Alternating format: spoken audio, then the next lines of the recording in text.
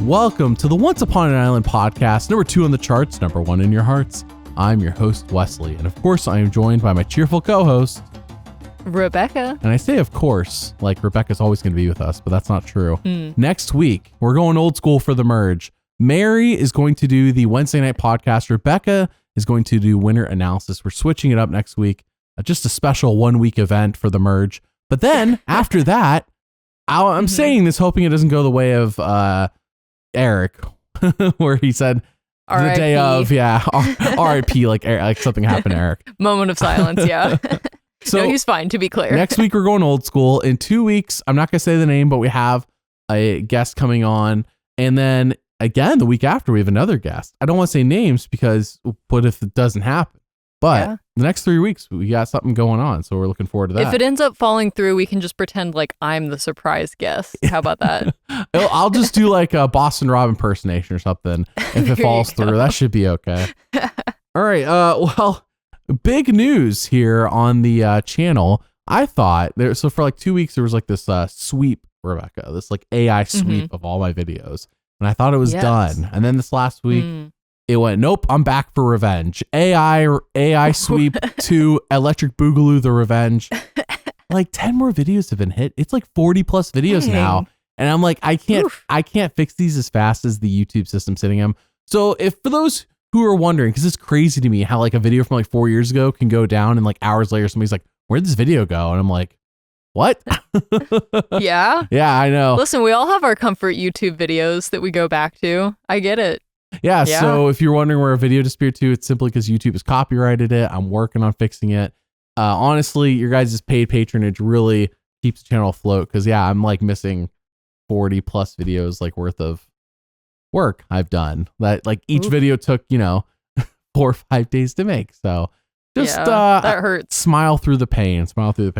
All right. Let's move on to this week's episode. We're doing episode 6. That sounds right. This is usually the mergatory. It sounds like next week we're just doing a regular merge. I saw everybody wearing like a black buff. Rebekah. Yeah. Holy cow. Are we actually going to have a regular merge where they don't split everyone up into half to have 2 tribals? I'm hoping so. I mean, here's my thing is I feel like season 49 is sort of fixing or at least improving upon so many things that have been introduced in this new era that we've, been complaining about for 8 seasons now. I like that they're kind of shaking things up. I almost wish that they would have done this a season sooner because I feel like 49 is so overshadowed by 50 just inherently that it's like, they're fixing some things. They're, listening to some feedback, it seems like. And that being said, I still feel like I think there's still some casting issues with this season.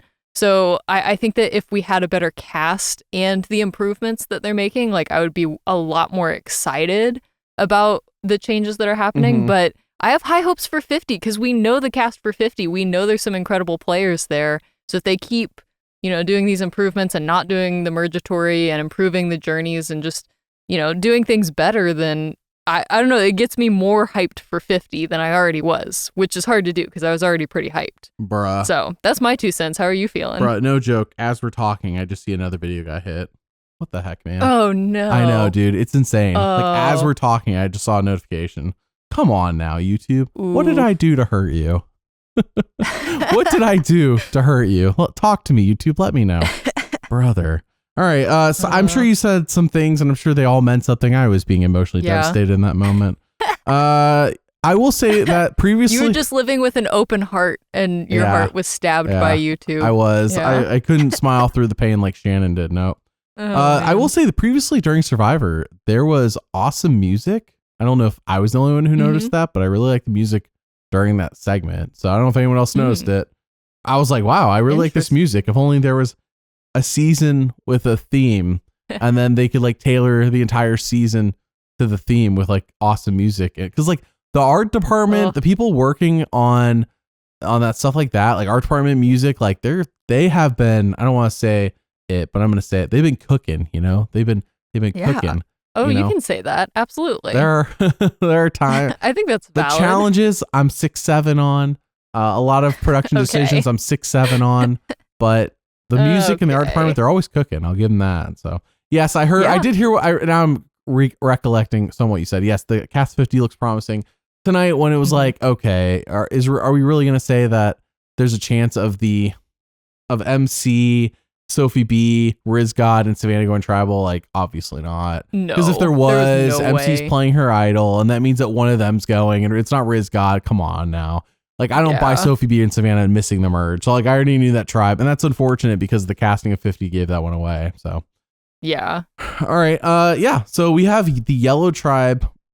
Well, the original. Sorry, not even the original. The before we do the tribe swap tonight, the yellow tribe promises to be 5 strong.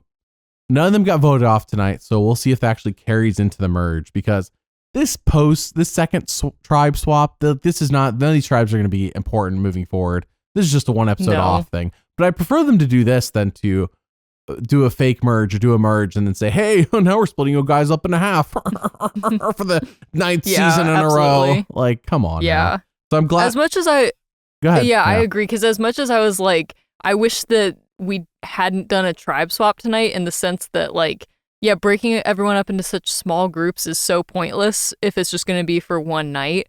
But I do agree with you. I would much rather have this than the Mergatory. So yes, sure. I agree with what you said. Well, we go to the reward challenge, and Alex talks about killing a chicken. Savannah's like, "Oh my gosh, will he just shut up?" Dude, Savannah is mad. I wish there was like listen, people. Rebekah and I behind the scenes in our DMs here, we're talking about there is a running gag here. There's clearly a running joke. I just don't know how to deliver the running joke, because this is like a Katura hates Bruce, except Savannah hates everybody. Did you know Savannah hates everybody? Yeah. But I don't know if I want to say the joke of, did you know Savannah hates everybody? I'm just, at that point, we're like doing the same kind of joke 3 or 4 times. There's a joke here. I just don't know what it is. And if you comment below, like how to say this joke in a way that's like a one-liner on the podcast, that if there's a good one, I'll pick it and I'll give you credit and I'll say it next week. But at the moment, I'm struggling because like there's clearly a joke here. Savannah hates everybody, and it's going to keep happening. It's like anybody. It's like every episode, it's somebody. Yeah. Her ire is on somebody.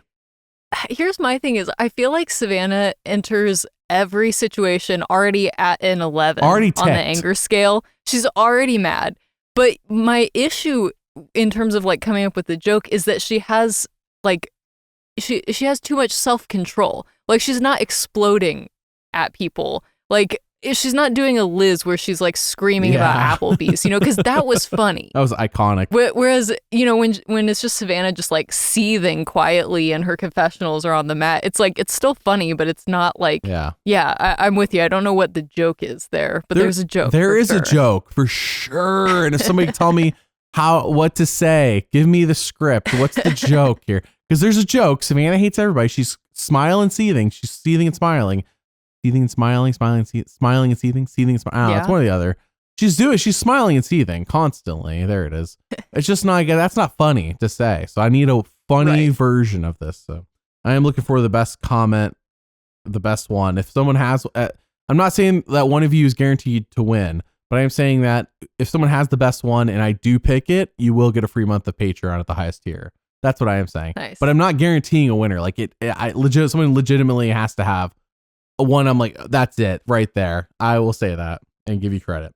All right. So we do have the tribe swap. Jeff, by the way, talked for 10 minutes leading into the tribe swap. It would have been better just to say, drop your buffs, have them think it's the Mergatory, and then to surprise them with the tribe swap, in my personal opinion. Yeah. I mean, Christina might have been medevac if he'd done that. That's true. She had a lead in. Maybe it was worse because of the lead in. Yeah, maybe it was too much anticipation, building too slowly. That could be. I think she'd been better off just being pushed into the pool rather than being led into the shark-infested waters, because that's the way she was acting. She passes out. And then our explanation on the show, and I was waiting for some sort of explain this away. So it's we're all oh yeah, that makes sense. She's no, I faded to black because of my emotions. And the anxiety or whatever, And I'm just oh, so there wasn't no good reason. Now, somebody undoubtedly is going to listen to this and disagree. But to me, it's I mean, it looked to me like it was a bit of either a panic attack or an anxiety attack. It was about sort of a mild tribe one. Swap, though? Well, I think it was more of a heat-induced and adrenaline-induced, because I think that's even what they said, where it's just like, she just got overheated and then was breathing quickly, and that can like trigger a panic attack sometimes. So that's what it looked like to me. I'm not a doctor. I don't know what I'm talking about. If but you like, were, that was just, you've been holding out on me. Like, that would have been good to know. Can you imagine? During all these medical evacuations if I just did a lore drop right now. Right. I'm like, Rebekah, we've had all these medical evacuation situations, and now you want to reveal you're a doctor? Time. And I didn't bring it up during the snake bite episode. Yeah. I brought it up now. Yeah, now for Christina. Christina brought it out of you. Rebekah and I, just today, we're just joking about how, like, maybe Survivor isn't scary for the normal person, but maybe it's scary for the people they cast, and they cast people knowing that, like, basic Survivor things are going to scare them. Little did I know that tonight, Christina, just hearing about a second tribe swap, would nearly need to be medically evacuated. Like, oh my gosh, could you imagine if there was a third tribe swap? Oh, death to everybody. I'm worried about her for the merge. Does she know there's a merge in this game? Like, I'm worried. Just like, we're not doing a merge story. We're doing a regular merge. And Christina's like, oh, like falls into the ocean. Yeah. Just trips like 100 yards into the ocean. Yeah. Just trips 100 yards into the ocean. Oh, man. Well, we got another tribe swap. Tribe swaps are so scary. She says everything went black. All right, so we have the reward challenge. Rebekah, what is this reward challenge? Actually, hold on. So, what did you think about them doing a second tribe swap? I didn't even ask you. Oh, yeah. I mean, I think like I said, I do like the idea of them doing this rather than another mergatory. I'm not like, here's the thing. I'm not necessarily saying they should have stuck with the tribes that they had, because it felt like so much of the season so far was just one tribe being steamrolled, and that was getting kind of boring. So I don't know. I almost wish they would have jumped straight into the merge, or if they're going to do a tribe swap at this point in the game, like, it has to be for longer. And I don't know how late, like, they could push the merge. I don't know if they'd want to push it later. So, it makes sense that this is just a one-night thing. But one-night stand. Next episode, they said it's it's day 13. That's literally halfway through the season. And now on old era Survivor, pre-41, it was the merge, typically, not always, typically happened on day 19, which is about as halfway as you're going to get for 39 days. Like, you could do day 18, day 19, but I mean, like, there's no perfect one but here, when it's 26 days, there's a perfect halfway mark on day 13. Merge tour usually happen, I think, on day 12. So yeah, it's like, how much further can you push it back without it being too late? Yeah. And again, I think we were saying this last week, like, I've been okay with the merge last week, as long as it's a regular merge. Sure. I'm okay with the merge this week if it was a regular merge.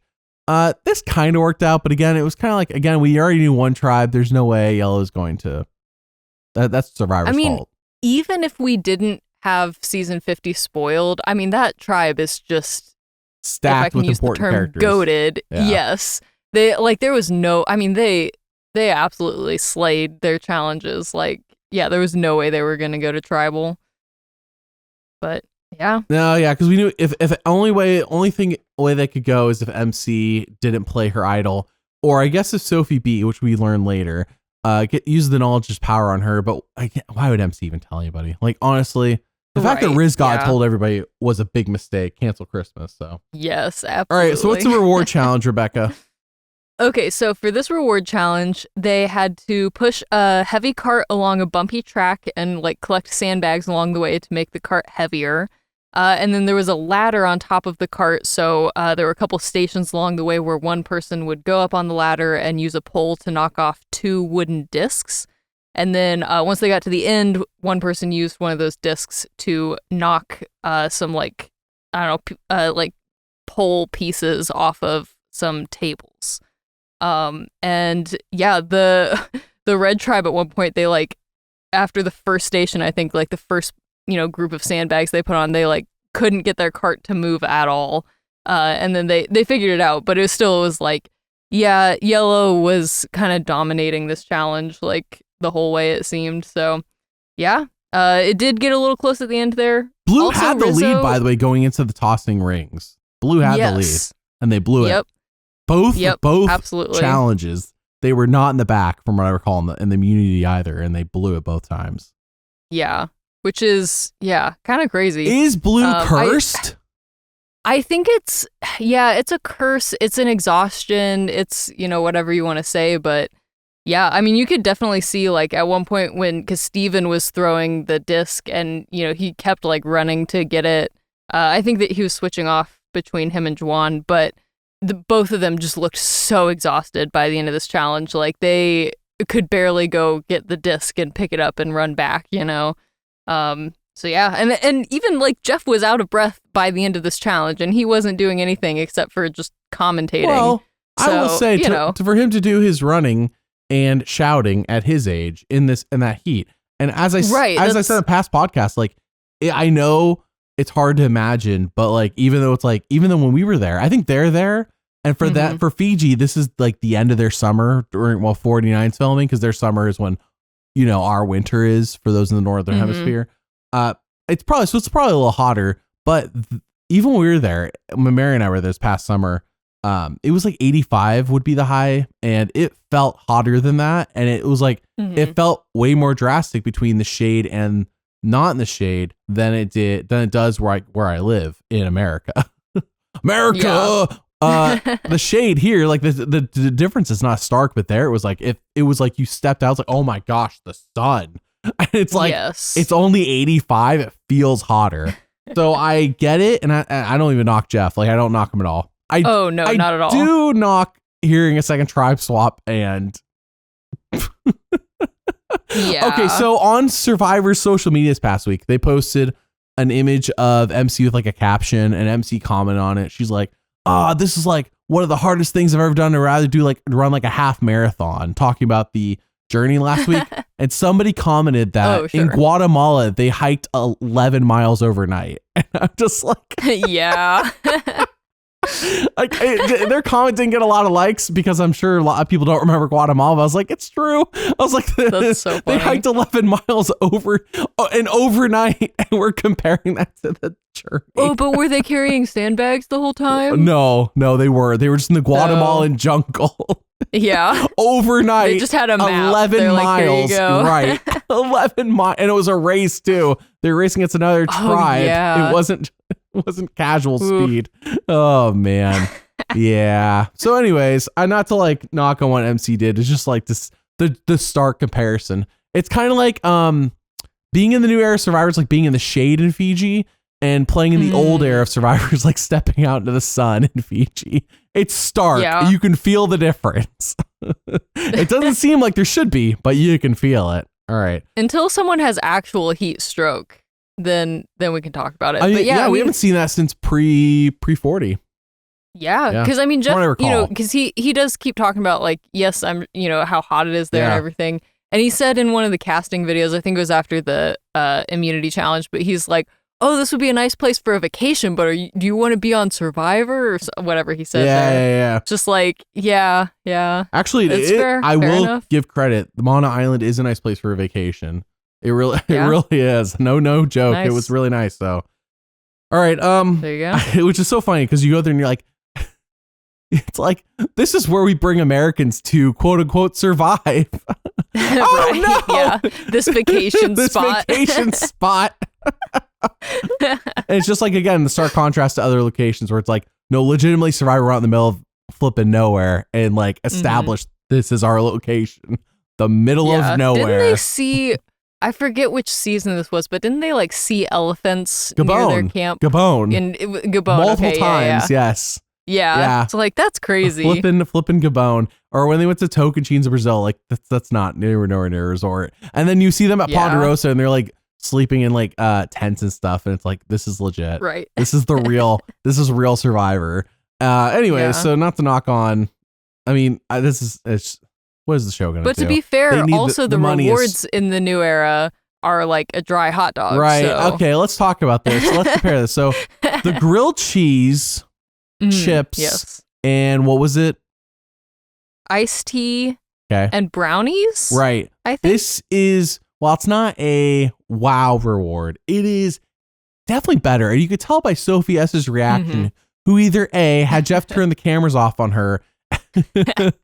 Before he reveals, he's like, Turn the cameras off. Turn the cameras you off. guys better react. Sophie S. If I'm looking at you. anything from you that doesn't look like you're Other happy than about this. complete joy. Yeah, I want to see I amazement. need you to be so excited that you almost pass out. Look at Christina. She's doing it right. For those who don't know, turn the cameras back for on. those who don't know, pre-40, there are multiple examples of Jeff turning off the camera that you can like. I found more on the wiki, Rebekah. I was looking into Survivor conspiracy theories. I made a whole video about it. It's up on Patreon right now for free and paid patrons. For those wondering, so yes, everyone can watch it right now. The conspiracy theories, and I looked into 10, and there's so many more, but I had to pick like 10 to make the video feasible to be made. Anyways, I picked 10, and there were so many times I was reading through conspiracy theories. I was looking through which ones to talk about, where Jeff turns off the camera. Yep. Jeff turns off the camera and either like talks to production, talks to the players, and it's like, yep. Like, I don't want to spoil it, but yeah, Jeff turns off the camera. Gets the camera turned Honestly, off. Pre-40 happens quite a bit. That's so iconic. I mean, just yeah, imagine anything happening where Jeff's like, turn off the camera. Turn off the camera. Yeah, I might feel differently if I was a player and I hadn't eaten in 20 days and, you know, whatever. But like, yeah, that's pretty funny. Just like from an outside perspective. Turn off the camera. You better flip and talk to me the way I want you to talk. Oh, Jeff, I'm so sorry. You better use an analogy. Ugh, killing me on these analogies, man. All right, so we go to the new tribes, and I know the yellow tribe is Sophi B, Rizgod, Savannah, MC, almost unimportant.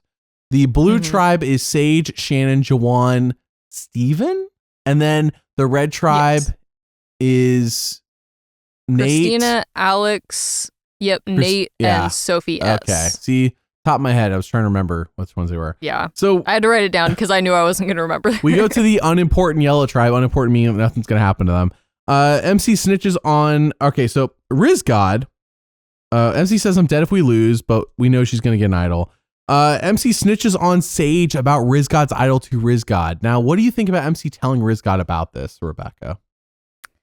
I think it's an interesting choice. I get why she did it because she doesn't have a ton of moves right now. Although, as you said, she's not really in that much danger because if they lose, she can just go find her idol. But I get why she maybe thought that was a good idea. I think it definitely does more to harm Rizgod's relationship with Sage than it does to help MC, if that makes sense. Like, I don't think it actually helps MC that much because it's more just like, I don't know that it really endears her to Rizgod, if that makes sense. Yeah. Like, because he's just like, oh, okay, so now Thanks everyone for the knows. information, but yeah, what does this do for their Cool. relationship? Right, exactly. Which is, I mean, I get that sometimes in Survivor, you know, information can bring people closer together, but for some reason, just this one in particular, it's like, I think it's because it's so public. It's not like she's giving him inside information. Like, anyone from that previous tribe could have told him because literally everyone knows. So, yeah, it's not like she was, you know, I don't know, yeah, giving him secret information or anything. It was just like, hey, everybody knows about this. Okay, cool. End of conversation, you know? Yeah. Well, it happened, and now Rizgod. This is the danger we talked about a few weeks ago when Rizgod found it, and he just kind of told everybody. He's like, I trust everybody here. It's like, but you just don't know. You just don't know because not everybody there is going to be the final three. So it'd be one thing if he's like, I'm going to tell, you know, Savannah about this, and I'm going to tell Nate about this. Like, that's my final three. But even then, like, why you don't have to tell anybody. Don't. Right. Don't tell anybody. Yeah. This is, if anybody is listening who's going to be on a future Survivor season, don't tell anybody. Not only number one, is it good for your game, but number two, in my opinion, makes for better television. Like, to surprise everybody with your idol play and to make an idol play happen with your surprise is way more fun to watch. When everybody knows about it, I mean, look at this. I know we're going to talk about later, but Sophi B finds knowledge is power. You just never know when that sucker is going to exist. And so everybody knowing, and like, she's like, Rizgod's with me right now. Well, yeah, right now. But like, what if down the line, you know, Rizgod, you know, turns on Sophi B or Sophi B turns on Rizgod for whatever reason. And well, shoot, I'm going to steal Rizgod's idol. Everyone knows about it. No, and smart on Sophi B, by the way, to not telling about her knowledge is power, because information is power in Survivor. It really is. Yes, absolutely. Why and even give it away I think for free? She has such a correct perspective of being like, well, these are my closest allies for now, but like understanding that there's so much more game to be played. Like we haven't even gotten to the merge yet, and things can shift around and change, and you never know when they, get back to their original tribe mates and everybody's together, like you might end up on the bottom. So yeah, that was absolutely the smartest way to play it. And I hope that Rizgod, learns from this. Like I don't want to say that I hope it, hopefully hurts him on in this 50 game he doesn't do necessarily, this. but yes, hopefully his game on 50 is improved because of this. Agreed. So yeah. Yep. Agreed. That's all I can ask is that you mess up, improve next time. If Christina plays in Survivor again, don't almost die due to a tribe swap. It's not worth it. I promise. Not worth it. If you're gonna almost die, do it because of losing immunity or something. You know what I mean? What? Like, how about don't almost die in Survivor? No more, just don't almost die. But if you do, or at least like get bit by a snake, like something cool, like have a cool story. Yes. Richard Hatch got bitten by a shark on season 8 and laughed about it while telling the story.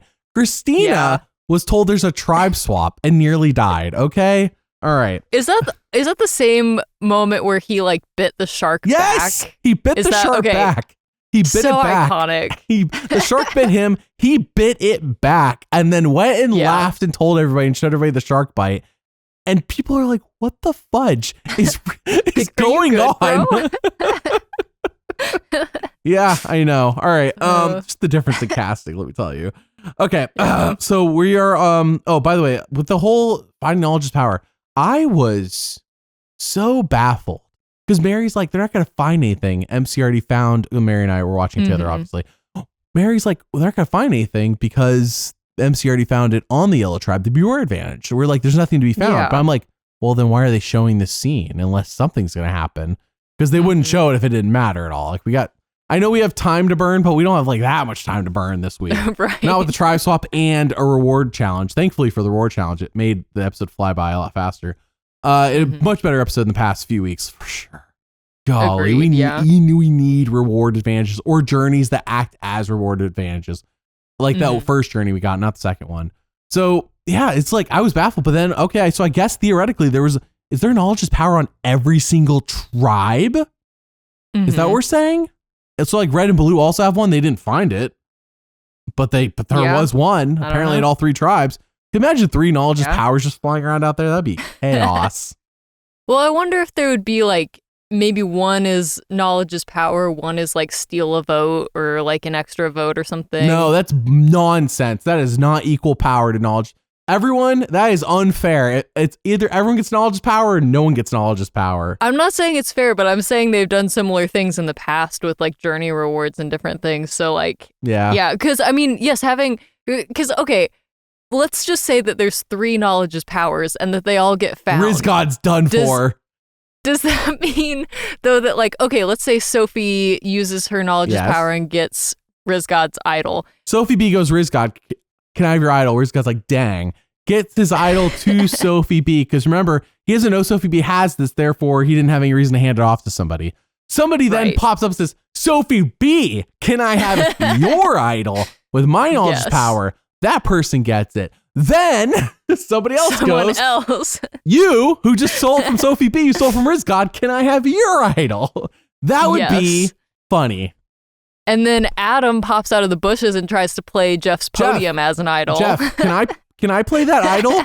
Can I play that idol? Jeff's like, you want to play that person's idol? Do you have a knowledge's power? Do you have knowledge's power? Adam's like, no, I just want to play that idol. Can I play that idol, Jeff? He's like, I know they have an idol. Does that count for anything? Adam is never coming back. back. For those who don't know, episode 1 of season 45 for the On Fire podcast, the first episode they did for season 45, Jeff rips into Adam without ever saying his name specifically for like 6 or 7 minutes straight. Rips into Adam. He does not like that Adam has gamed the casting system and has figured it out and is helping people get on the show. And apparently, by the way, Rebekah, that was the last time Adam openly said who he helped. He's still helping people. Mm-hmm. Apparently, like every season, he's still got a person or two getting on. And it's like Adam's gamed the casting system. And I find that hilarious. Which also, while we're talking about On Fire, did you see their comments last week about Parvati? This is a total rabbit trail. We don't have to spend much time on this, but that's okay. I didn't listen to it. I just saw that because I didn't listen to it because I try not to listen to On Fire podcast till the season's done. Yeah, it's basically same. Survivor propaganda. And now here on this podcast, we really enjoy Survivor. Obviously, this is our 11th season podcasting it, and I love the show even when it's having down seasons like this one in 48. But I don't listen to the propaganda podcast because it's just like I feel like it's like government propaganda where it's like everyone's super happy, everything's perfect, nothing ever bad happens. But you're right. Like, okay, so Jeff, for those who are wondering, Parvati, and this is like not spoilers. This happened months ago. Parvati won. And it's literally everywhere. If you don't know, Parvati won Australian Survivor versus the World. This is public knowledge. This is not some secret. She won it a couple months ago. It was a 16-day season. She won that, and then Jeff, I think in an earlier podcast, congratulated her on winning it. Then for some reason, apparently out of left field on this last week's podcast, again, I haven't listened to it myself. I read about it enough to know. Yeah, Jeff apparently just asked Jeremy out of nowhere, like, hey, what do you think about Parvati's winning Australian Survivor versus the World? I think they were talking about, because last week in the episode, there was a couple times that they were saying, was it Shannon or somebody? They were like, oh, this is the next Parvati. Oh, okay. Like they were saying that in the episode. So I think that's how it came up. I haven't listened to the On Fire podcast episode because I also don't listen to that while we're... It's hard to listen to propaganda during the season. It really is. Exactly. I'll wait till the season's done. But that was my guess. I binge it for the Survivor Secrets video. But yeah. Yes. The propaganda podcast. So much. I made a whole video about how it's a propaganda podcast. Yeah. It's always hit and miss when I talk about production, man. I talk about their casting. People are like, but you don't know. And then I talk about propaganda podcasts. People are like, yeah, you're right. It's like, all right. So I know sometimes people agree with me. So anyways, so we get beating around the bush here. Jeff basically asked Jeremy Collins, who is the special guest co-host this season, what do you think about Parvati's win? Jeremy Collins says, well, to me, it's half a win because it was only 16 days. And Jeff goes, interesting. And apparently they just move on. Now, of course, remember that like this podcast, they record longer. I'm sure they do record longer than the actual edited product that they put out. Like at this point, we've recorded for 6 hours. I got to cut this thing down. Hopefully it'll be down to around 30 minutes. I don't think they cut out as much as we do, but no, you and I just talk for hours and hours on end. But what I'm saying is that may all have been Jeff said in response to Jeremy, but like, why even leave that in? Because not only does that undercut Parvati's win, and while, yes, it was another show, you've kind of set yourself up here. Because what we're saying then, if we leave that in, there was no reason to leave it in. There's no reason to ask the question, but let alone, sometimes Rebekah and I talk about something, I'll be like, I'm going to cut that out later, in the edited podcast. Like, it happens time to time. Like, I don't know if I need to leave that in. I actually swear a lot, and you bleep it all out. Like, you cut it all out. It's pretty impressive. That's why editing takes so long. Just every sentence. We've recorded for 6 hours so far, but 5.5 of them have just been Rebekah's curse words. Just dropping swearing up a storm. Swearing up a storm over here. Oh, man. So anyways, yeah, you asked that. It's like, you've kind of set yourself up because New Era Survivor's 26 days. So is that 2/3 of a win? Like, what defines a full win if we're going to say 16 days is half? Because 60 days isn't even half. It's not half of 26, not half of 39. So like, what does that mean? It's half a win. Now, I think Jeremy, by the way, is completely allowed to have his opinion. Not knocking Jeremy. I don't even knock Jeff if he thinks the same thing. My question is, why even put that in the podcast? And I say as somebody who leaves dumb stuff, I'm sure, in the podcast all the time. But even I heard that when I wouldn't leave that in the Survivor official propaganda podcast, because you're making Survivor, and therefore you are undercutting your own show, even though that was a different show, because now you're saying, what, 26 days, is that the full amount? So anybody who won 39 days, they won a Survivor and a half? Or are you saying that 39 is the full, and therefore somebody who won 26 days, they only won 2/3 of a Survivor? Like, what are you saying? What does that say to us? Because you didn't have to leave that in. The other thing that was so interesting to me about this was, I think not only was it in the episode, but I believe they posted a clip of it to their social media. Did they really? Which I think they took down pretty quickly, because I really only saw screenshots of it. I never actually saw it on their official account. So like, maybe someone in the comments can confirm if those screenshots were photoshopped or whatever. But like, yeah, I'm guessing that they just got a lot of backlash on it pretty immediately. And so they probably, took it down. But yeah, I don't know. That was just such an interesting comment. And it's like, it's so weird to me because I think I was talking about this last week, as long as we're on this rabbit trail of just like, I feel like they constantly want to talk about how great of a player Parvati is, and yet they're constantly like trying to undercut or like just not fully appreciate like her as a player, I guess, if that makes sense. Like, because she is such an iconic player, but then they're like, oh, well, we're not going to ask her back for 50, and oh, the second time that she won doesn't count, and like just all these things. So I don't know. I also feel like most of the time on the show, people like the contestants, the survivors don't fully understand what makes Parvati so great. And that's not production's fault. That's just like casual viewers getting on the show, I guess. But anyway, I just felt like that quote was kind of another example of that sort of attitude. And it's like, I don't know. Yeah, I feel like Parvati deserves more flowers than she gets. So yeah, that's my 2 cents. I don't make Survivor. To me, it's almost like they're undercutting not only Parvati, but they're also undercutting their own show, because I think, Rebekah, it's more that Survivor thinks so high of themselves constantly. We talked about this last week where, well, there was like 3 instances last week where they're like telling us, the audience, basically to, if you haven't played in Survivor, shut your mouth. Don't have an opinion. Yeah. I know that's just my understanding of what they were saying. I mean, it's just what I heard. Survivor has like this mindset of like, we're amazing. We're the best. We are the best at everything. And they've had this, by the way, for a long time. Like I have so much, I've gone back and watched, I have like secrets videos for every single season. I've gone back and watched ads for like every single season of Survivor. They've had this mindset since the beginning of time where they're like, we're the best and we set the standard. Twists, we invent twists, yada, yada, yada. Survivor has this very high thought about themselves. So they like it's like kind of like, because they think so highly of themselves, they undercut others as a result. And that's why I said like watching Amazing Race is so much fun, because Amazing Race, while it is, by the way, there is no other show like The Amazing Race. It is a fun show, and like Survivor has its own down seasons, but I never watch Amazing Race and think Amazing Race thinks so highly of itself. Like, oh, we're just so high. We're amazing. Oh, nothing could compare to The Amazing Race. If you were on Amazing Race Canada, it's not as good as The Amazing Race. Like, I don't get that vibe from Amazing Race at all.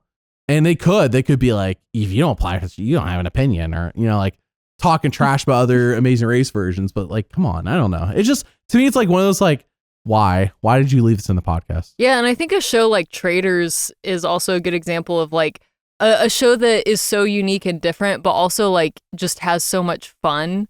Like, I think that's the thing that like, if I could. Yeah. And the Traitors doesn't talk trash about other versions of the Traitors.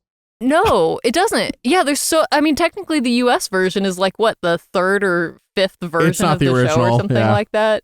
Like, there's so many other versions, but it's done so well. But it's also like, you've got Alan like dressing up in, you know, goofy outfits and like just being overly dramatic, and it's so fun and just like silly and doesn't take itself too seriously. But that's like a lot of the draw. And I get that Survivor is like a pretty hardcore show, especially like comparing it to the Traitors where they're living in a castle more or less. I know they don't sleep there, but you know, but like, yeah. So I get that Survivor is a little bit more of a hardcore show. It is like, I mean, it's been around so long, and it has undoubtedly affected the genre of reality TV. I mean, it's had a huge cultural impact. So I think they deserve to feel that way to some extent. But yeah, it does hit a point where it's like, okay, but you also have to be open to change and like willing to not take yourself so seriously, because when you do, then that's when people kind of check out a little bit. Because like when the show keeps telling us like, oh, it's so scary, it's so serious, it's so scary. We're the best, like they're telling us instead of showing us, and that is bad storytelling. Yeah, exactly. Show me why you're the best. Stop telling me you're the best. Stop telling me how scary it is. And they have shown us in the past. Right. But it's like, yeah, we've just gotten to this weird point where it's like, now they're just telling us. So anyway. So last thing, when I talk about this topic, I really do. Again, he's a human. Again, I appreciate a lot of what he's done. I do like him. I think a lot of this stems from Jeff, because if you listen to enough Jeff interviews and whatnot, really this attitude is Jeff's attitude. And he has this a lot in interviews and whatnot, where he kind of comes across like, is it elitist? I don't know if elitist is the right word, but it's kind of like Jeff doesn't listen to anybody unless they agree with Jeff, or if they're already somebody who's super important, if that makes sense. Do you think Savannah would say that he's a sociopath? No, he's never worked in finance, so that doesn't qualify. Okay. Yeah. All right, let's move on. We talked about the subject long enough. So Nate is at the bottom of the new red tribe. He tells them he was working with Jason. I wrote down, this is actually really smart. Though no one buys it. But I mean, like, what's the difference, right? Like, Nate tries it. Okay, maybe it works, but they don't buy it. But it's like, okay, but there was nothing Nate was going to say that had these 3 original yellow going, let's work with Nate. Right. Right. He just gave it a shot. I thought this was a good move. Yeah. I mean, I think the risk with this move is that as soon as we merge tomorrow, like, he's got to, make sure that everyone else on that previous tribe is on the same page with him of like, hey guys, we have to like pretend we were working with Jason or whatever, which, yeah, I mean, again, like, does he really need to work with, the people on his new tribe? Like, I don't know. He made it through tonight, and that's really all that matters, I think. Good for him. Like, honestly, I know the move didn't work out, but I appreciate people trying things where I'm like, you know what? I didn't think about that, because here's the thing. Nobody can corroborate that story with Jason. Jason's not on the jury, so nobody can ever ask Jason if this is true until this game's already done. That's so smart. That's what I gotta say. I was much younger when I did this, but back when I was in the Navy, if I did something wrong, I would say somebody who, by the way, like, just has already left, who was like higher than me in rank, but had already left. This one was early in the Navy.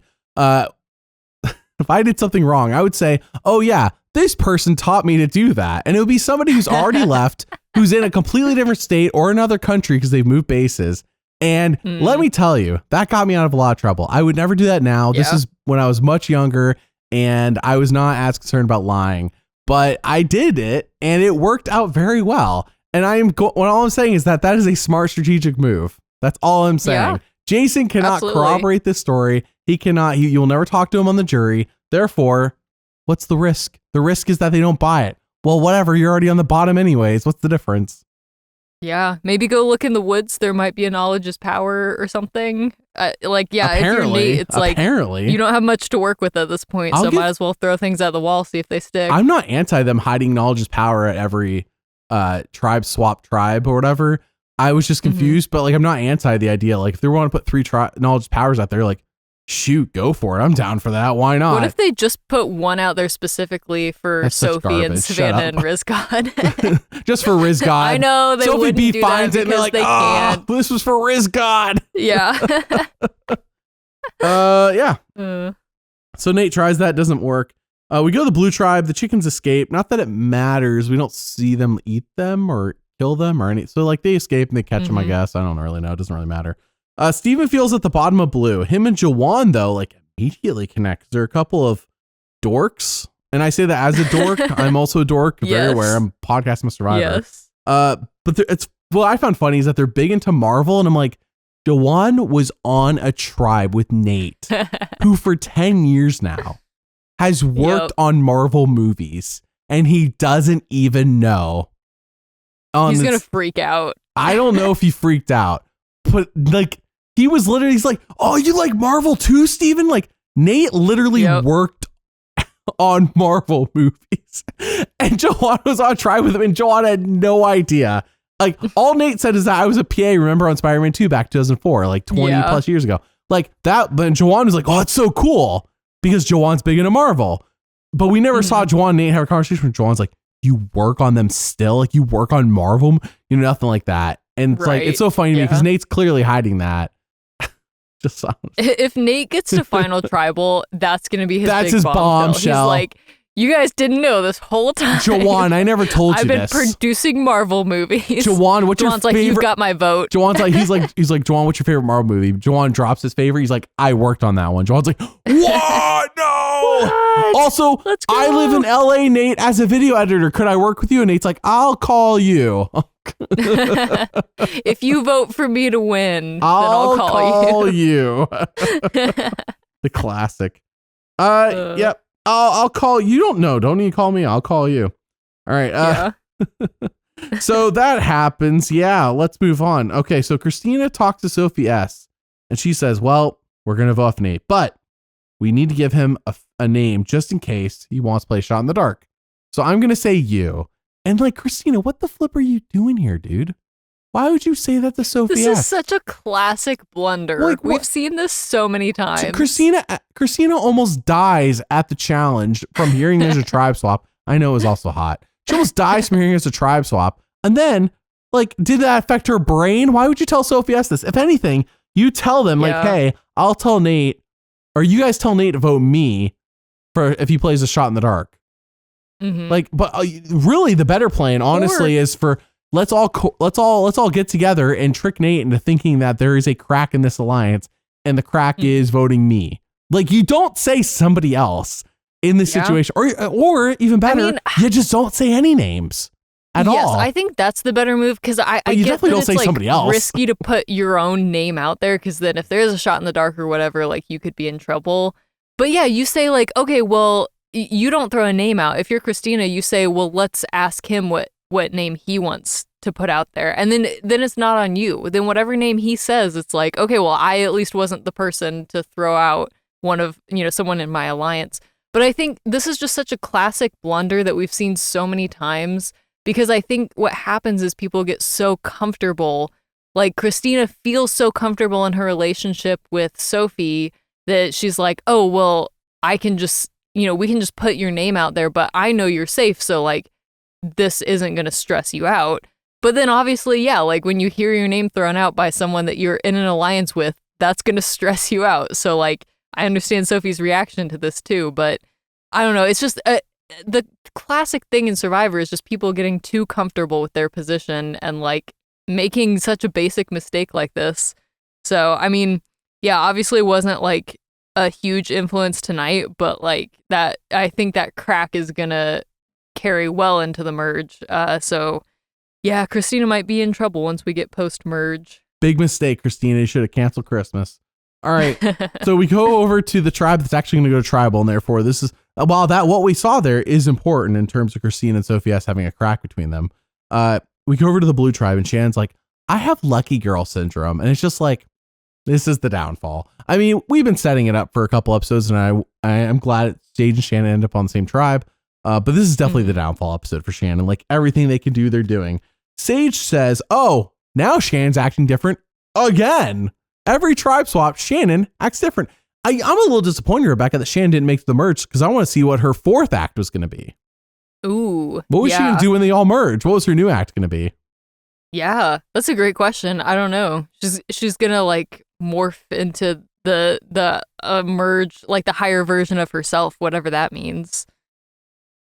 This is such an obscure reference.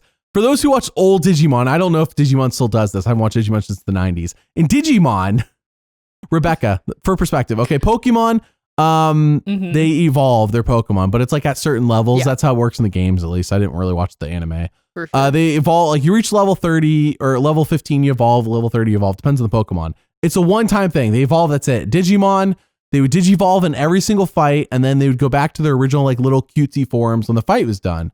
So at one point, I don't know when, so any Digimon fans, I'm sorry, but this is how it went. It would be like, Digimon, Digivolve 2, and it would Digivolve that, and Digimon, Digivolve 2, and it would like do it like 3 times every fight to get to the fight, get to the form it needed to fight. It couldn't like jump to that form. It had to do it every time. So like Digivolve, Digivolve, Digivolve. Shannon's Digivolving. Now I know at some point in Digimon, they finally were like, this is absurd. Let's just, it's like Digiwarp or Digitime. I forgot what they finally stopped the individual Digivolves because it was getting out of hand. How many Digivolves? I mean, here's the real deal. They had to animate it once. They could reuse it over and over in episodes. That was the real deal. And it burnt time for animation. That's important, makes sense. Right? They could reuse animation, sure. But they eventually were like, okay, we'll just warp Digivolve to the final form instead of like Digivolving it individually 4 times. Shannon is Digivolving every tribe swap. And I was looking forward to her Digivolving again. Was she going to go back to an old version of Shannon or another version? I don't know, but Shannon was just laying it on. And I every moment Shannon was on screen this episode, I was like, I appreciate Shannon. I don't think she's a good player. I wouldn't want to hang out with her. Not normally what I say. I normally say I would hang out with I'm okay. I don't need to hang out with Shannon. Shannon says she has lucky girl syndrome. Sage like, she's acting different. And then Shannon drops the bombshell that I have to ask everyone who's listening. Shannon says, I remember being in the womb. What? That's the question. What? Yeah, Rebekah? Here's my thing. I wish that we would have gotten Shannon for more episodes, because every episode, for the last like 2 or 3 episodes. Yes. She said something so utterly unhinged. Insane. That I've literally like, I've physically like my body took a screenshot. Like, I'm like, what is happening? I've been so just like, I'm intrigued, very confused. It's funny, but she's so serious about it. Like, she believes it so earnestly. I just like, I would hang out with her in real life, I think, just because of all the unhinged things that she keeps saying, and I just want to see how she can continue one-upping herself. My thing with Shannon is like I'm not, I could in a group setting, but I'm just afraid Shannon's gonna say something and I'll be like, come on, Shannon, like, get real. Like, all the stuff, it's really, for me, it's the religious stuff that she says. She's like mixing Christianity with other things. That to me is really what gets me. Like, I can't. This is like, I will be disrespectful to you. It's kind of like when Sage is like, I can't hug you. It's not going to be real. That would be me with Shannon. Like, I feel you, Sage. Like, it's just like, I can't. I would be lying to myself. In this episode. And I'm not in the early Navy anymore. Yeah. I liked in this episode when they were standing on the beach and like talking about plotting, whatever. And Shannon was like, oh, like, can I give you a hug or something? And Sage is like, well, I would hug you, but I might accidentally stab you. Yeah. And like the way that she said it was so funny. And obviously she was holding sticks. So like that's what she was referring to, is like, I might poke you with, but it definitely sounded like she was like, I would hug you, but I might stab you in the back. That's what it sounds like. And it was definitely had a double meaning. Like, physically Shannon's like, oh yeah, you stabbed me with the stick. But like, we're all thinking what Sage is thinking, which is, I'm going to stab you. Yep. Oh man. Yeah. Shannon, this episode is gold. She's really, outside of her mixing Christianity with other things, honestly has been gold every time she's talked. When we don't mix Christianity with other things, I like Shannon. It's really when she starts mixing it up, I'm like, you're now hitting like a personal thing for me. So anyways, which I will say, she did, at least what we saw in the edited show, she definitely dialed that back. On this tribe swap, yes. It all depends what tribe she's on. Right. What was she going to digivolve to in the merge? That's the question. So, all right, we move on to the immunity challenge. Rebekah, tell us all about it. Yes. Okay, so for this challenge, there's a few different stages. So for the first stage, you race up over a hinged net that's like a wobbly platform thing that like you have to race over it, like flips. So race over that and then move a pile of sandbags and stack them so that one person can climb to the top of the sandbags to get a bag of sticks and strings. Another tribe mate then takes those and ties the sticks together with the strings to get a key. We've seen this many times before with like just like building a long stick essentially to grab the key. And then when you get to the last stage, 2 tribe members use the key to unlock a ball and complete a table maze. And this it was funny to me. I think my favorite part of this challenge was people falling off of the sandbags. That was pretty good. I don't know if it was funny, but it definitely happened, and I was slightly amused by it. Yeah, slightly amused, I think maybe is a better kind of like when you're watching a comedy and you're like, it's not really funny, but it's slightly humorous. That's what this was. Yeah. It's okay. Also, Sophi B did a great job with getting the key. Yep. Christina was like, at one point, it was like, the sticks that she had tied together were so loose that she was just like, almost trying to lasso the key, it looked like. It was. It's almost like she was throwing a rope. Exactly, a rope. Yeah, because of how loose everything was. Like, it was so interesting. And I mean, she got it eventually. Like, she dragged the key over and they ended up, not losing. So, it worked out. But like, that was kind of cringe. I wrote in my notes, I was like, Christina, I would be okay with her getting voted out after this because it was so hard to watch. So at the not the reward challenge site, I went to both challenge sites that they did in this episode when we went to Fiji this past summer. This challenge site, the second one for the immunity challenge, when we were shooting footage, it was as early as we could get out there in the morning, and we had a dog following us from the village, and the dog was like guiding us to this location. Like it's almost like knew where we were going. It guided us to this location. That's awesome. Right. And it took us to the next tribal site, and it realized that we weren't going to give it food. Like we didn't have any food to give it. We had a Camelback with water. That's all we had. We didn't have food, snacks, whatever. After the next tribal, but it guided us this one, and that's what I remember this tribal site for, is that nice dog from the village that guided us to this tribal site. So just letting you guys know, this is one that, like, if you go to Fiji, you can go to all these, every challenge site, and I do mean every challenge site except for the Edge of Extinction is on one island. So for those who are wondering, all right. Yeah. Shannon, so Blue loses. Shannon says going to tribal is a dream come true. And I was like, yep, this is the episode, isn't it? I was like, it's happening. I kind of felt it earlier with the way he was talking and going. I'm like, this feels like a Shannon setup episode. Like they've been setting it up, but this feels like the payoff. Yeah, it's happening. She says the dream come true. I was like, oh boy. Shannon talks to Steven and Sage about voting off Jawan. Sage says her plans got Shannon. And I gotta say, like they were doing like that kissy face at tribal. Shannon's like, mwah, mwah. Yeah. And Sage like, mwah, mwah. A moment Shannon turns, rolls her eyes. I mean, she was rolling her eyes hard this episode. Oh. Yeah. I was like, I almost wanted Shannon to catch her making a face, because that would have been so, like, just chaotic and entertaining. But alas, that didn't happen. I know. That would have been great. Because who knows what would have happened. But yes, Shannon's like doing like almost like they're dating the way she's treating Sage. And Sage is like, not interested in this relationship. Sage is ready to break up. And Shannon thinks this is like a solid relationship, that they're going to hit an anniversary. They're going to be happy. Shannon's like, or Sage's like, no, this is done. I'm leaving you. Yeah. Shannon's like, it's Valentine's Day tomorrow. Sage is like, we're breaking up. Yeah. Shannon's the one who has like, who's like posting about their relationship on social media. And Sage is like behind the scenes, like just waiting to break up with her. She's like, I can't wait for the day. I rue the day. All right, Shannon's voted off, and Sage's like, I can't hug you, Shannon. It's not gonna be real. Shannon's like, that's okay. And it's like, yeah. This reminded me, I don't know if it's the same. So when Drea was voted off in 42, that was the last time there have been people who have faked happiness, but that's the last time I remember like physically like going like, oh, this just feels like you're faking your emotions to cover up how you really feel. And I mean that to like a degree where it's like, it's hurting me. So it's been since season 42. This is the second time in the new era where I just like physically feel like, like this can't be really how you're feeling, right? There's no way. Are you psychotic? Yeah. But the thing is unlike Drea, I think Shannon might actually be feeling this, because there's just been nothing to indicate Shannon has normal emotions. I don't know. Like, is that, I'm not trying to be mean. I'm just saying, I think Shannon might be being real here, and I'm just the only one. I'm just feeling like this.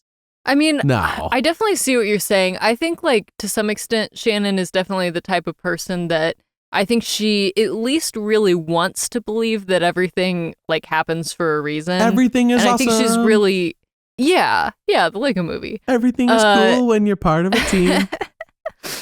And I think that, like, I get that she's probably trying to, like, lean into that, even if she's not fully feeling it, of, like, you know, she knows that, like, it's fine. Like, Survivor is just a game at the end of the day, even if it is, like, really disappointing to lose.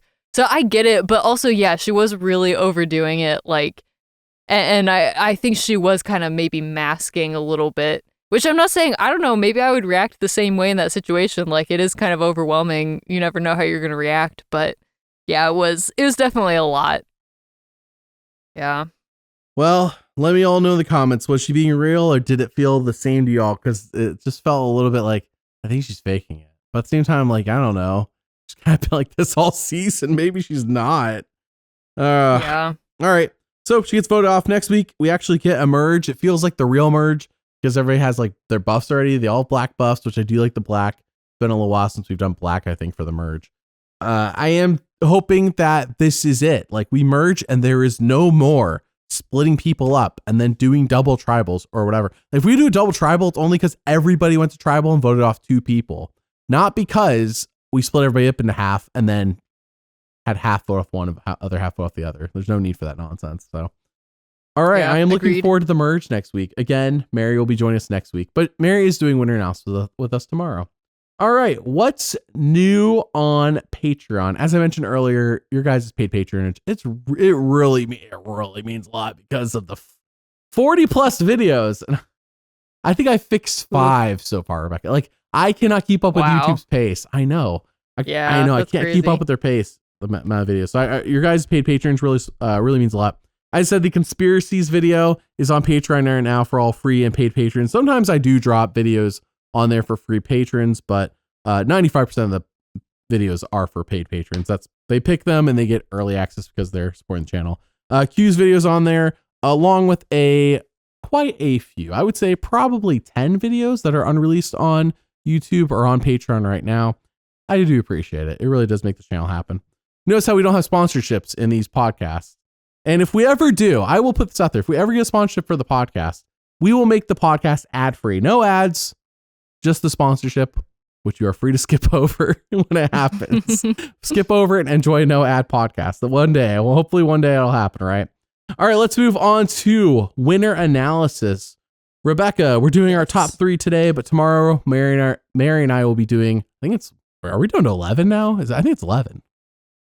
Yeah, shoot. I think so, yeah, because he said 12 tonight before they voted the Shannon out, so yeah. Yeah, all right, Mary and I will be ranking all 11, but tonight just our top 3. Rebekah, have you changed anything from last week? I actually have. Okay. It's nothing earth-shattering. It's the same people, but I have changed the order. Oh, well. Well, you'll be, Rebekah, I know that you're unaware, I believe, of this, but you tell me, Mary nor Madison have Rizgod in their top 3. Yeah. See, I'm okay with that. Like, that makes sense to me because I'm going to be honest, like, the way that he's playing this game, if he was not cast on season 50, there's no way I would have him in my top 3. Like, I understand where they're coming from. Okay. Because just, I don't know, he doesn't seem to be that strategic from what we've seen so far. He has an idol. Yeah, but everybody knows about it. Did you not? Okay. I'm going to say this as respectfully as I can. Did you not see him hunting fish tonight? Does that mean nothing to you?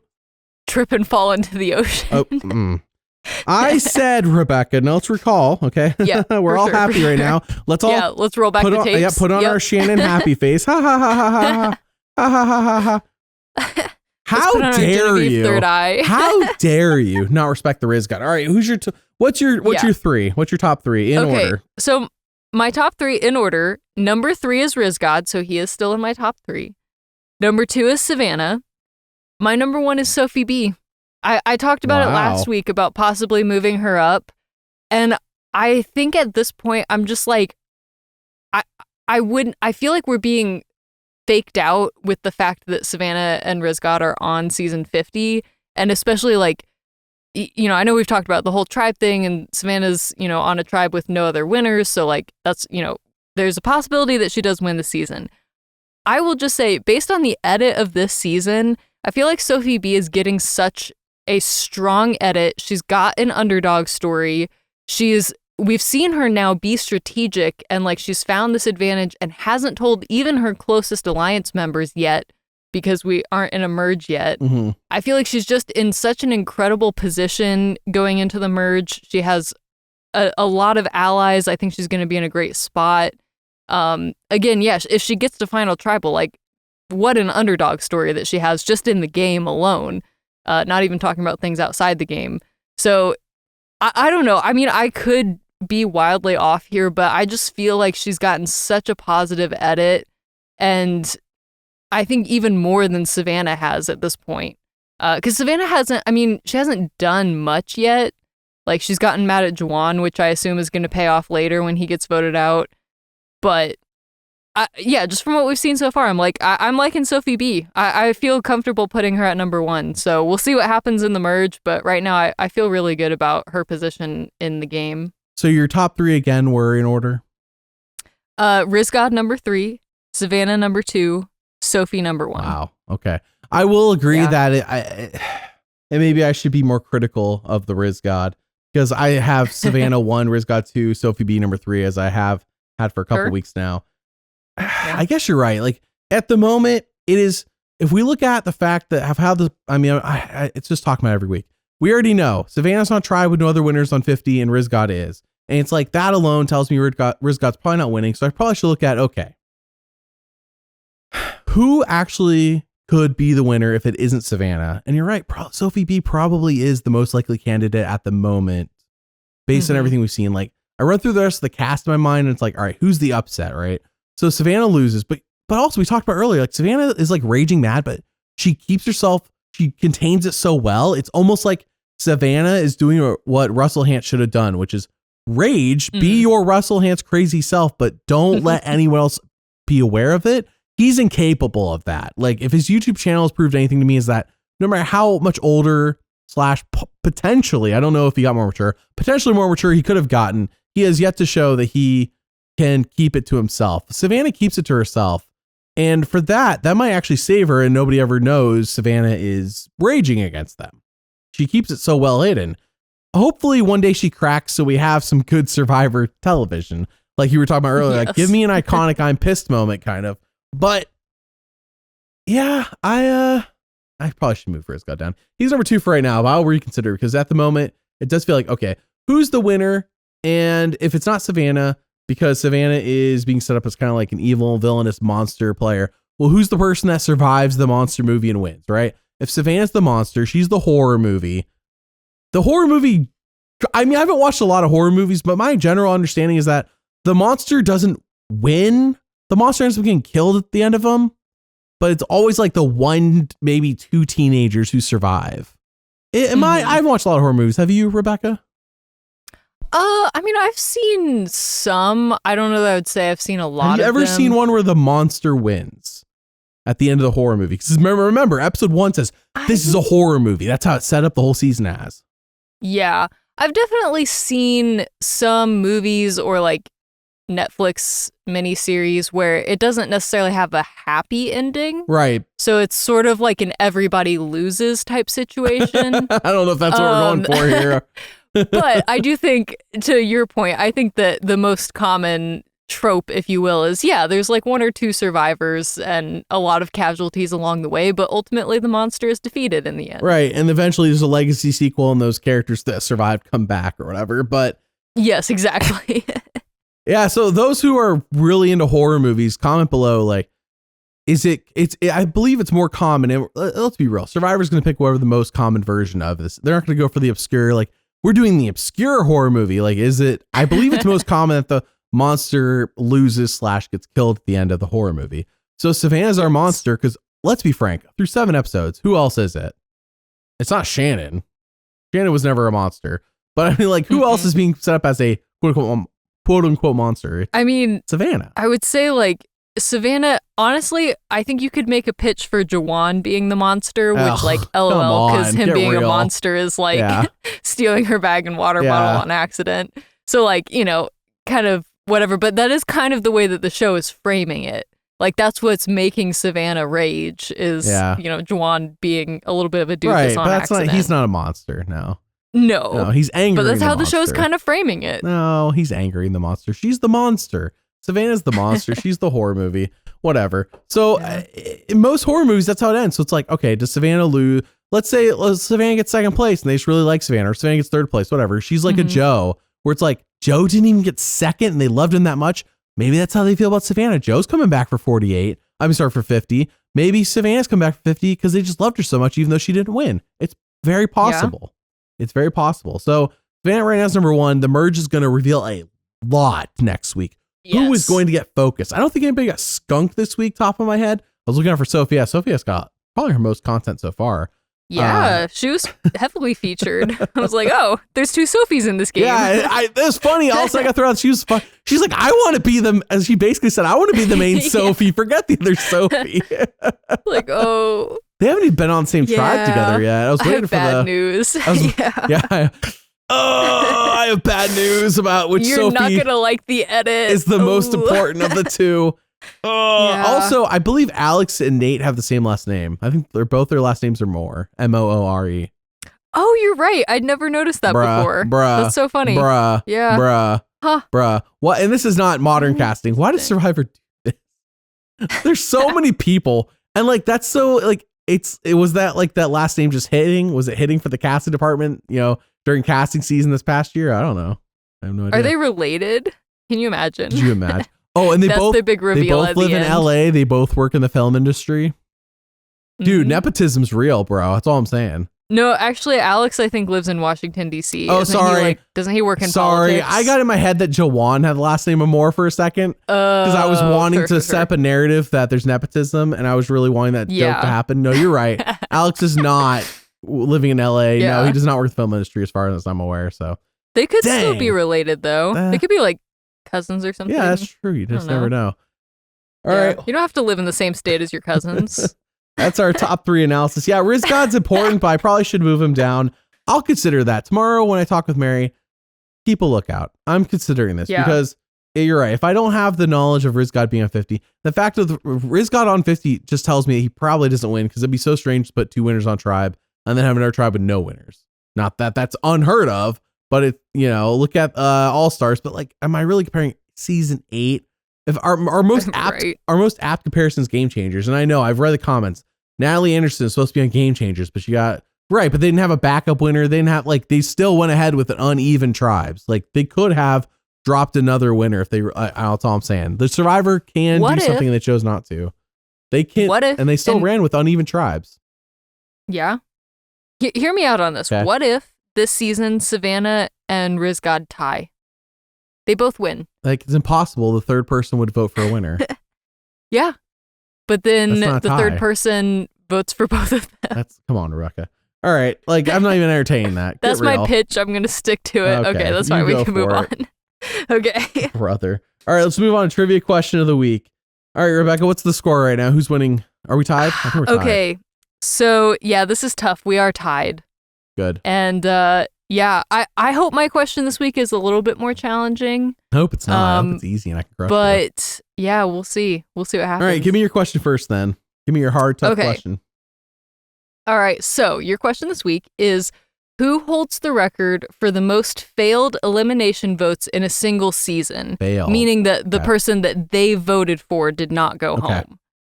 Okay, so your options are Eddie Fox, Brett LaBelle, Keith, or Aubrey. You have to clarify what season. I can clarify what season if you would like me to. You have to, yeah, because Keith's on multiple seasons. Well, that's true, yeah. So Eddie is Caramoan. Okay. Brett, Millennials versus Gen X. Keith, specifically Cambodia. Okay. And then Aubrey, Game Changers. I'm going to say Eddie Fox, Caramoan. Okay, is that your final answer? That is correct. You're welcome. Yeah. You picked the season I just got done watching. In the past 3 months, I've watched it 6 or 7 times, front to back. You've watched it that many times? Every time I make story videos for a season, I watch them front to back 5 times at minimum. Yeah. So I was hoping I was going to trip you up with Keith because he holds the record for like the most across seasons. Because, there's, and I thought he would be the most famous one, but yeah. My thoroughness on watching is very much, I think, delivers in the story videos because like I noticed that it's very rare for anybody to like put a correction like a well actually in the comments of a story video because like I watched this season 5 or 6 times in a row. That's crazy. Like over the course of a couple months. Like if anybody knows this season at this moment in time, it's me. Now you could ask me questions about like season 12, for example. It's like, sure, I watched that 5 or 6 times. So that was like 4 or 5 years ago now. It's been a while. Like I don't live in that moment anymore. I probably like maybe it sounds right. I don't know.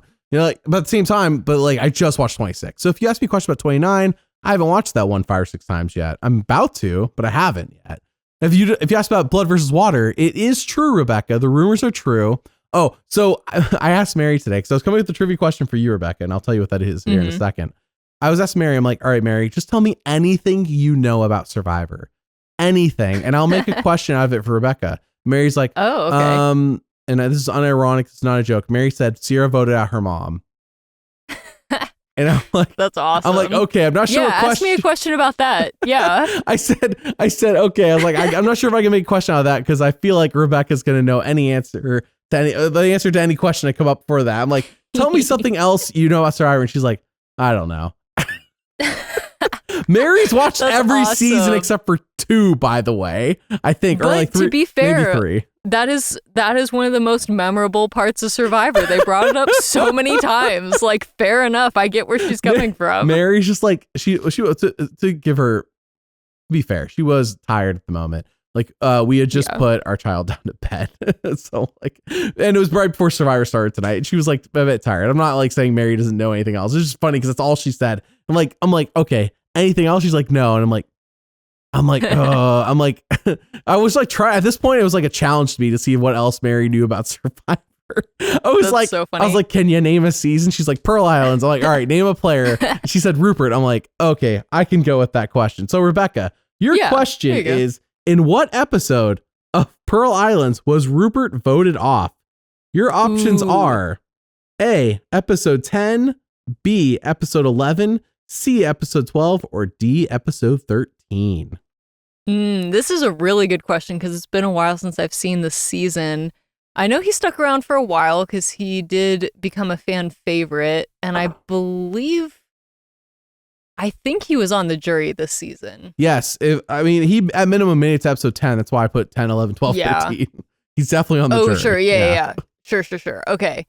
So, yeah, that's a great question. How far? So it was basically 10 through 13. And this season, I believe, had 14 was the finale, for perspective. Yeah. I don't think he made it super close to the end. So I want to say, like, my gut is saying 11. So I'm going to go with my gut. 11, final answer. That is incorrect. He was actually voted off in episode 10. Now, to be fair, I did just wing this question with knowledge I had in my head because as it was moments before the episode starts tonight. So go ahead and check me on the wiki. Make sure I'm correct. I believe it was episode 10. That is the correct answer. Again, this is what I mean when I watch like 5, 6, 7 times a season. It's like some things do get burned in my brain. Some things are there, probably can't be lodged out for quite a long time. I'll be on my deathbed and be like, grandchildren, come around. Let me tell you the tale of the time Sierra voted off her own mother. And Mary's over there weeping. She's like, I remember this. This is the only thing I remember from Survivor. Grandchildren are like, grandfather's having dementia. I'm like, no dementia, grandchildren. This is the most important. Hi, Mary. Mary just came upstairs. Mary, I told everyone on the podcast that all you can remember about Survivor was that Sierra voted off her mother. Is this true? She says no. She remembers other things, but it was the first thing she mentioned. Rebekah, was my answer correct on the Rupert thing? Okay, I'm sorry. The wiki is being weird and slow on my tablet, so I am still keep stalling, keep voting. No, that's okay. We'll check. Just let me know when you. I assume that you're correct. Yeah, I assume too, but let's just check later. Okay, here we go. Let's move on to your all's questions. Yes, it was episode 10. Sorry, I just found it. Nice. Yep, episode 10. Nice. All right, let's move on to your all's questions. Every time when the episode's done on CBS, Paramount Plus, wherever you watch it, we ask for questions. And those who actually comment on videos / podcasts are going to be favored when I look for questions. Just a heads up, there is a favoritism system going on. All right, first question is from Joshua. He says, bro, Sage giving Shannon a handshake instead of a hug was incredible. Do you agree, Rebekah? I do agree. That moment was so, like, I was getting secondhand embarrassment, I think, because of how intense it was. Like, how Sage was like, I'm just going to give you a handshake, and Shannon's, like, staring into her soul and confessing her love. Like, that was so intense, but I respected Sage's move. I liked that she shook her hand and was like, I can't genuinely give you a hug right now, so I'm going to wait. So I did like that. What did you think about it? And again, Shannon's not on the jury from what I recall, so who cares? Right. If Shannon was going to the jury, I feel like you have to hug. If that makes sense. Like, you just gotta power through just do the hug. When you do like that, remember, Shannon right now in this moment, with her adrenaline is happy-go-lucky, whatever. It's a dream come true to go to tribal and be voted off, whatever. But when she gets to the jury and she's just sitting there like seething, like Savannah, when she starts to seethe a little bit, who's she going to seethe about? Probably the person who didn't hug her. Probably should hug her. I would hug her. But I give her respect for not doing it. And I will say, not going to harm her game. Shannon's not on the jury, so who cares? Yeah. The pre-jurors are the ones you can be the meanest to. absolutely. And I feel like we need more of this type of attitude in the new era. We need more villains. And I'm not saying this is a villainous move, but we need more people who aren't afraid to like rock the boat a little bit. Fact. So, yeah. All right, next question is from Dylan. Did the knowledge's power find feel really weird or suspicious? Was the advantage hidden on all three tribes? I don't know. I don't know if it's hidden on all three tribes because we didn't see anyone else look. Yeah. To be fair, I wouldn't have looked. If I was there, I probably wouldn't have looked. I wouldn't have thought that there would be anything, which is Survivor for once actually surprising us because I was surprised by the fact there was something post tribe swap. Mm-hmm. I really was. I don't know if I would say it was suspicious, but it was surprising. Like, I don't think they planted one specifically for Sophie to find. Oh, like, no, I don't think for Sophie. Like I do think there's one for every tribe, yeah. Yes, but it was definitely surprising. Yeah, I agree with you. I didn't expect anything to be hidden. So the show is a game show, and they do have, I believe, a person, if not multiple people there, who have to ensure that they follow game show regulations, meaning that everything has to be fair for everybody. In terms of like, if the game, they can't like plant it just at one tribe, and they can't plant it for just a player, if that makes sense. They can't like, there could be no favoritism in that aspect. Now, Survivor can design the game to favor certain types of players, but that would all be pre-planned. It wouldn't be like on the fly, let's change it. Like, as older Survivor, that's part of the conspiracy. That's a big part of the conspiracy theory. It's like, did Survivor change things on the fly? It's like always the old seasons where you ask that question. They like, what was the bottle twist in Cook Islands? Like, was there a different note in there for each tribe? You know, did they switch that out if another tribe won? So anyways, all right. Next question is from RIAS. Do you think the new Uli, the new Red, should have thrown the challenge? There's no guarantee that another Uli from another tribe goes. I think this would been a guarantee Uli is brought down. I think the issue with this is that there was already a crack between Christine and Sophie S. Why risk it? Mm-hmm. Yeah, I never throw a challenge ever. That's my thought. Yeah. I mean, yeah, it so rarely works out the way you want it to. I don't think it's worth the risk. The risk, personally. yeah. It's not that it will never work out or can't ever work out. It's just the risk is just too high. Like, what am I to gain from this? Hopefully Nate gets voted off. Yeah, well, hopefully he doesn't play a shot in the dark, and hopefully it doesn't work because we've seen it work a couple of times already. Like, it's not an impossible thing. So, all right, next one is from a person 22222. Was this episode any good? I won't see it till tomorrow. Well, what do you think, Rebekah? Was this episode any good? Well, are they listening to the podcast before they watch the episode? They comment. Spoilers. A person, hey, they've been commenting for years and years. I picked them just because, again, favoritism. Hey, fair enough. I mean, I think, was this episode any good? I think it was fine, personally. Yeah. I feel like it's better than this the last season 2 weeks. so far, 3 weeks, whatever it was. Like, I think this season overall so far I would say is like, it's been fine. Like, there's certain things that have been improvements. I'm glad we didn't do a Mergatory this week. So yeah, that's a good thing. So yeah, I mean, yeah, there's upsides, but I don't know. I wouldn't say it's like my favorite episode of all time. All right. Our last question is from Amanda Talks Wrestling. Has it ever been said how dumb it is to go from 3 tribes to 2 back to 3? I can't believe I didn't say this during the podcast. I actually agree with this take. I think it's dumb to go 3-2-3. I think it's smart to go 3-2-1. I think that's the only way to do it. Going back to 3, I never liked in the old era when they went from 2 to 3 to merge. To me, it's like, there's no need for this. I don't know what Survivor's obsession with going to 3 tribes is. Like, God forbid we stay at 2 tribes for very long. Spooky Halloween. Oh no. Yeah, like, I think it would have even been okay, honestly, to do a tribe swap from 2 tribes to 2 tribes. Like, I think that would have been better, in my opinion, than 3 tribes. Just because, yeah, like, I think from, like, the Survivor's perspective, they're like, oh, it's scarier because when you go to tribal, it's you and 3 other people, so there's not as much room to hide.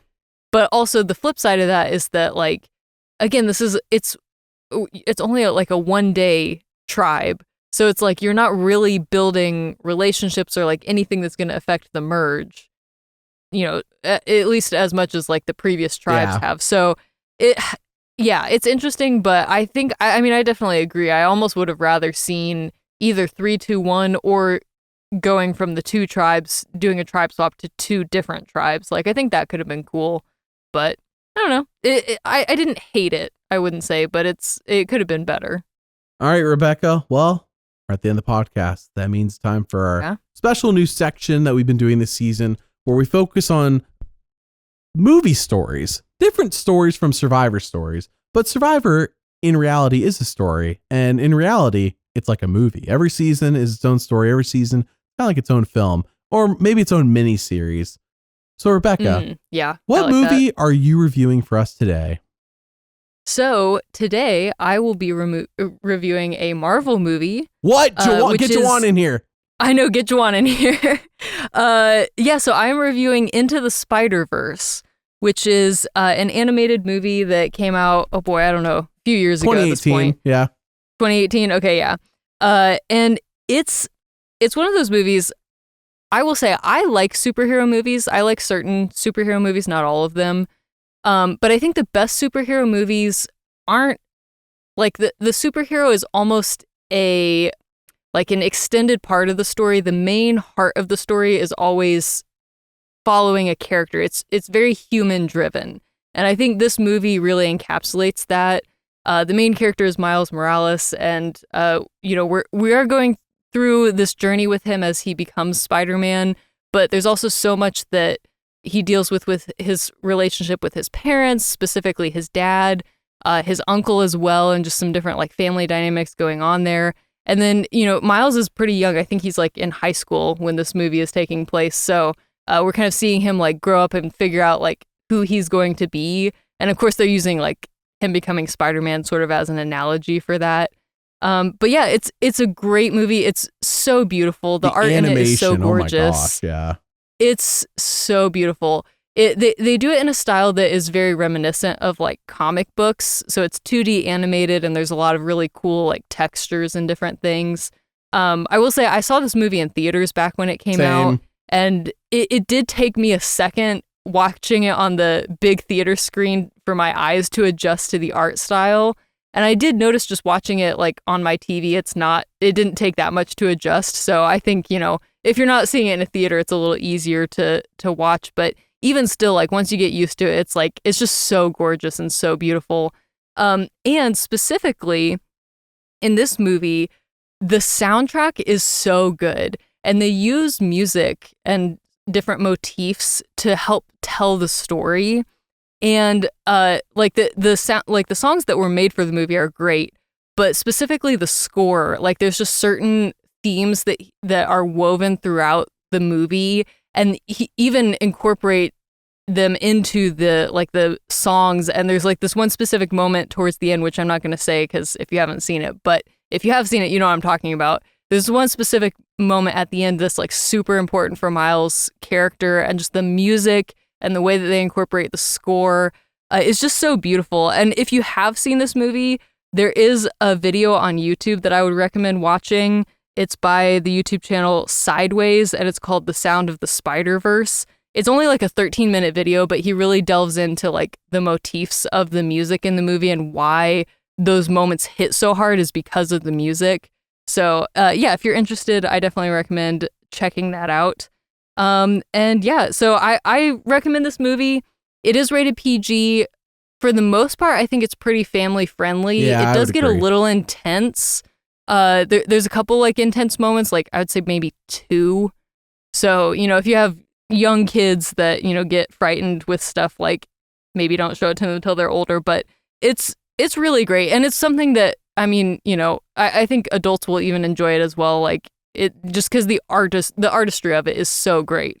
So 10 out of 10, highly recommend. In terms of where you can watch it, I get to say my opinion. Oh yes, I'm sorry. Rebekah, go ahead. Yes, for continue. Once, I didn't get to say my opinion. This movie is incredible. I think this is the best Spider-Man movie since the Tobey Maguire trilogy. I thought the Andrew Garfield movies were just okay. Okay is my opinion of them. Even Spider-Man 3, I know that one is not, I think the Tobey Maguire trilogy is good. It has its flaws, but it's good. Andrew Garfield movie is just okay. The Tom Holland movies are the worst of all the Spider-Man movies. The only good one of those, in my opinion, was No Way Home, and it's riding off the nostalgia of the other Spider-Man movies. that like I do not. The Tom Holland ones to me have almost no replayability, and you can disagree with me all you want. That's fine. It's just an opinion. This is the best post Tobey Maguire Spider-Man movie, and like it's not close. I have seen I own Across the Spider-Verse. I've seen it as well, but Into the Spider-Verse works so well because it is a contained story. It doesn't need it. It doesn't need another movie to make it.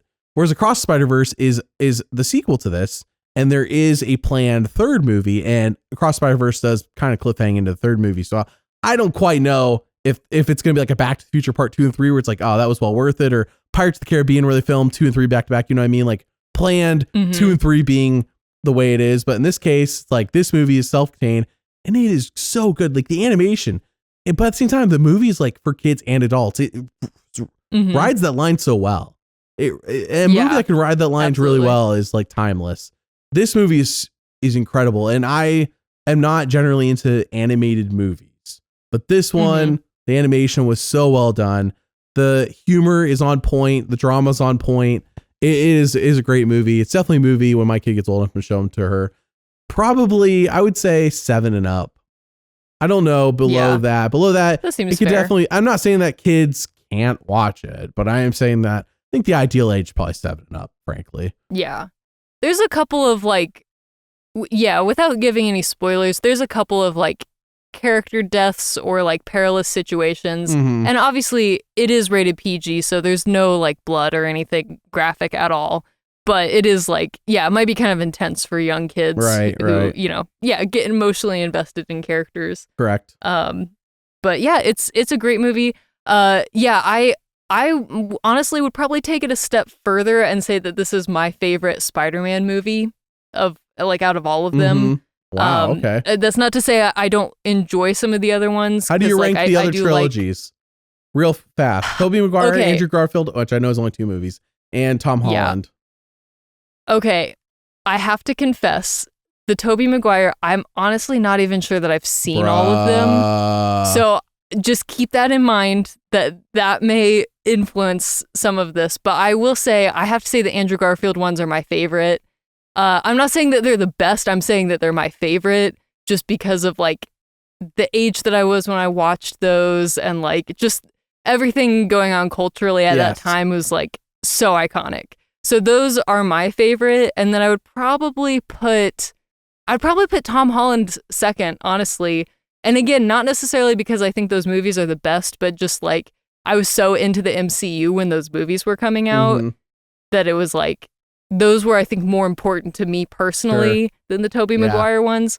But again, that's just, I'm not saying which ones are better. I'm just saying that's my favorite. I like the Tobey Maguire ones more and Andrew Garfield's more. I mean, less Andrew Garfield, but I do like Andrew Garfield, the actor. I think the movies he was in did not live up to how good he is as Peter Parker, if that makes sense. Specifically Spider-Man 2, or sorry, The Amazing Spider-Man 2, which was his second movie.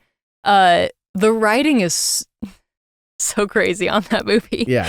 But that being said, like the interviews that we got around that time, like that unscripted interview with him and Emma Stone and Jamie Foxx, like I don't know if people know what I'm talking about, but like that there's this one interview where he and Emma Stone are just goofing off and Jamie Foxx is just like third wheeling so hard, and it's such a funny interview.